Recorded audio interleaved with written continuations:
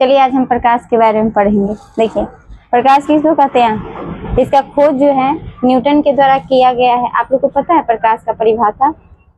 नहीं पता है, लिखिए। नहीं पता है तो प्रकाश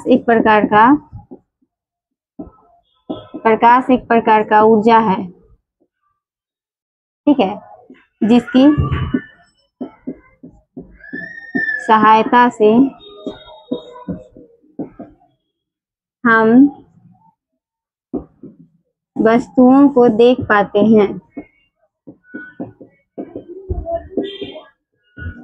ठीक है, प्रकाश एक प्रकार का ऊर्जा है जिसकी सहायता से हम वस्तु को देख पाते हैं। प्रकाश का खोज जो है न्यूटन जी के द्वारा किया गया था, न्यूटन साहब के द्वारा किया गया था। और ये जो है प्रकाश एक प्रकार का ऊर्जा है, लेकिन कैसा ऊर्जा है?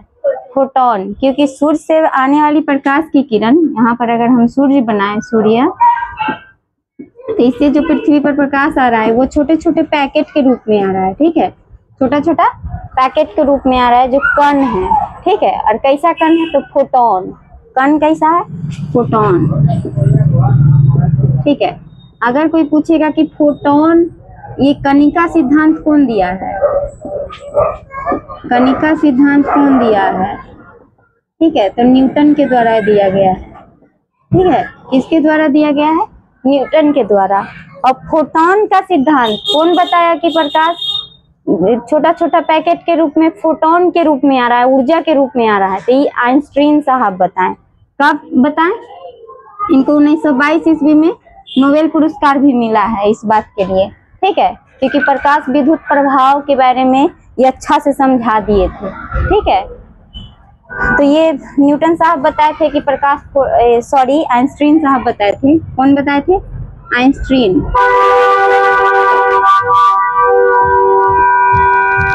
आइंस्टीन साहब बताए हैं। ठीक है, आइंस्टीन साहब बताए थे। चलिए देखिए यहाँ पे, तो ये क्या है? एक कण की तरह है। ठीक है, जब ये किसी वस्तु पर पड़ेगा ना,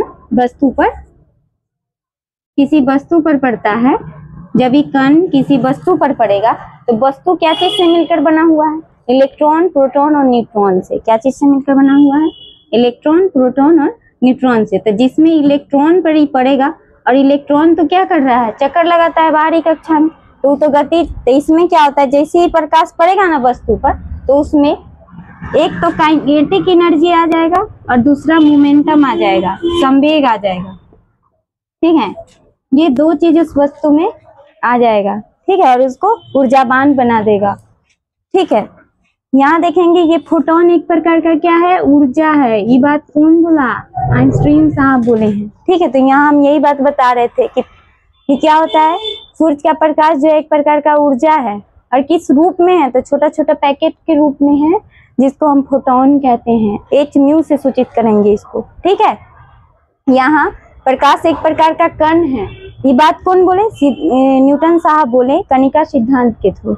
यहाँ पर अगर तरंग की बात करेंगे तो प्रकाश एक प्रकार का तरंग है। ये बात कौन बोला है? हाइजेन के द्वारा बोला गया है कि प्रकाश एक प्रकार का तरंग है। और कैसा तरंग है? तो विद्युत चुंबकीय तरंग है। कैसा है? विद्युत चुंबकीय तरंग। लेकिन ये गति जो है कैसे करता है? गति अनुप्रस्थ रूप में करेगा, अनुप्रस्थ तरंग के रूप में करेगा। ठीक है, गति जो है अनुप्रस्थ तरंग के रूप में, मतलब सीधा, है ना। हम प्रकाश का कण कैसा रहेगा? छोटा छोटा कण रहेगा और सीधा गति करेगा। ठीक है, जब आप लाइट बांटते होंगे और बीच में कुछ आ जाता है तो ऐसा होता है कि मुड़ के चला जाता है नीचे से? नहीं, जाएगा तो सीधा ही जाएगा, नहीं तो नहीं जाएगा। और ये सीधा जाने का जो है, इसको क्या कहते हैं? ध्रुवण की घटना कहते हैं, ध्रुवण की घटना। ठीक है, और ये ध्रुवण का घटना कौन दिया? एच लैंड के द्वारा दिया गया। किसके द्वारा दिया गया?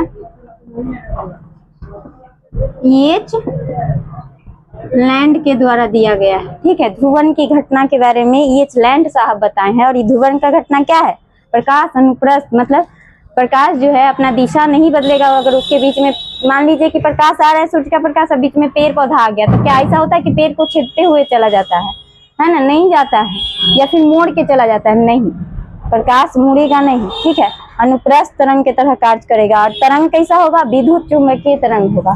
ठीक है, ये विद्युता कैसा होता है? उदासीन होता है, ना ये घनात्मक होगा और ना ही ऋणात्मक होगा, इस पर किसी भी तरह का चार्ज नहीं होगा, इसलिए ये क्या है, उदासीन है। ठीक है, तरंग दैर्ध्य की बात करेंगे तो इसका 3900 से 7800 तक है। ठीक है, 3900 की आप जानते हैं ना, तरंग सूर्य के प्रकाश जो है, सूर्य के प्रकाश यहाँ लिख सकते हैं ना, जगह तो कहीं नहीं दिख रहा है, उधर मिटाएं। यहाँ अगर हम सूर्य के प्रकाश की बात करेंगे तो सूर्य का प्रकाश जो है कैसा होता है, सफेद होता है। ठीक है, और सफेद जो है सातों रंग से मिलकर बना हुआ है, और आप जानते हैं कि सातों कलर जो है प्रिज्म से होकर गुजारा गया, तो उसमें देखा गया कि सबसे ऊपर कौन आया, रेड आया, और सबसे नीचे कौन आया, ये बैगनी आया। क्यों ऐसा हुआ, क्योंकि बैगनी के पास तरंग दैर्ध्य क्या था, सबसे कम तरंग दैर्ध्य बैगनी का था, इसीलिए वो क्या हुआ, सबसे ज्यादा झुका यहाँ पर। और सबसे कम अगर कोई झुका, मतलब झुकने से ये कि मतलब सबसे ज्यादा क्या कहता है, विस्तार बैगनी का हो सकता है, फैलाव बैगनी का हो सकता है, और सबसे कम, अच्छा बैगनी का ही तो सबसे ज्यादा फैलाव है, इसलिए आकाश का रंग आपको कैसा दिख रहा है, नीला दिख रहा है, ऐसा करके।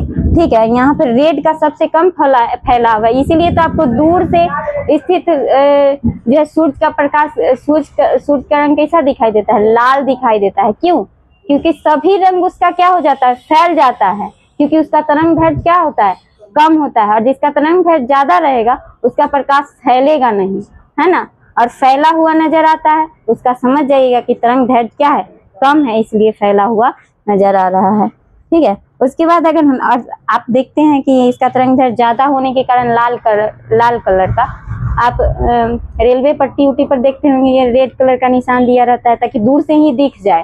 ठीक है, फैलाव नहीं होता है, वो रंग सीधे आ जाता है आंख तक, इसीलिए रेड कलर का इस्तेमाल किया जाता है दूर किसी कलर को देखने के लिए। ठीक है, यहाँ पर देखेंगे खतरे का निशानी रेड कलर से दिखाया जाता है, क्यों, ताकि दूर से ही दिखाई दे जाए, फैलेगा नहीं उसका जो रंग होगा। प्रकाश तरंग प्रकृति सिद्धांत जो है यंग के द्वारा दिया गया है, किनके द्वारा, थॉमस यंग के द्वारा दिया गया है, यहाँ पे थॉमस लगा लीजिएगा।